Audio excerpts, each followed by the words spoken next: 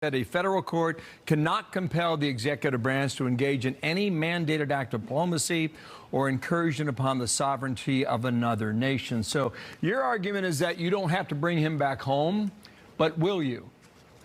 So I want to correct, I hate to do it, Bill, but I got to correct you on every single thing that you said because it was all wrong. First, we won the Supreme Court case, clearly, 9-0.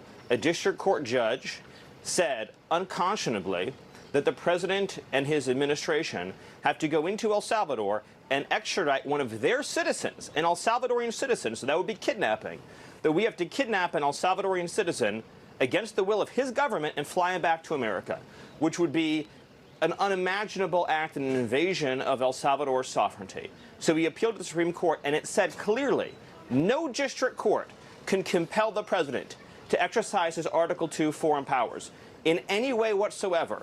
DOJ called me after that Supreme Court ruling, and they said, this is amazing. We won this case 9-0. We are in excellent standing here. So this has been portrayed wrong for 72 hours in the media.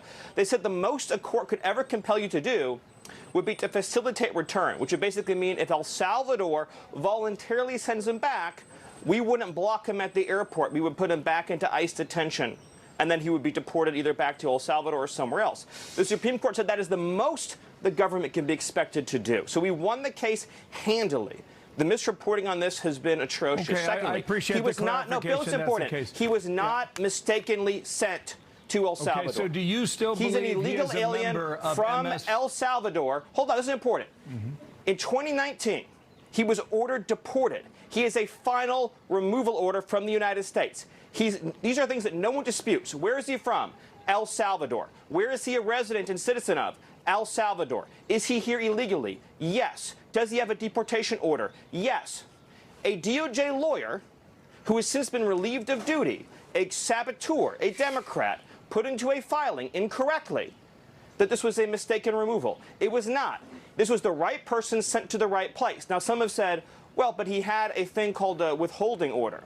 So a withholding order means you've been ordered deported, but an immigration judge is saying you cannot go back to a particular country. Here's the thing. If you are a member of a foreign terrorist organization, you cannot have a withholding order. Since he's in MS-13, there is no withholding order. Furthermore, the gang that he is accused of being persecuted by doesn't exist anymore in El Salvador. The 18th Street gang is gone. So you have an illegal alien from El Salvador. Bill, where are we supposed to send the illegal alien from El Salvador? You haven't even to what allowed me country? to ask you a question. Are you convinced he is still a member of MS-13? That was your original charge. Yes. But here's the thing, Bill. Yes, but here, not only am I convinced of it, not only is El Salvador convinced of it, Bill, he's an illegal alien from El Salvador with the deportation order. So his only options in life, Bill, his only options in life are to be deported to El Salvador or to be deported to some other country. That's it. He has a deportation order. So, Bill, you tell me, what country should we deport him to? Tell me, please. Tell me. So Marco Rubio on Sunday morning said this. On Saturday night, another 10 criminals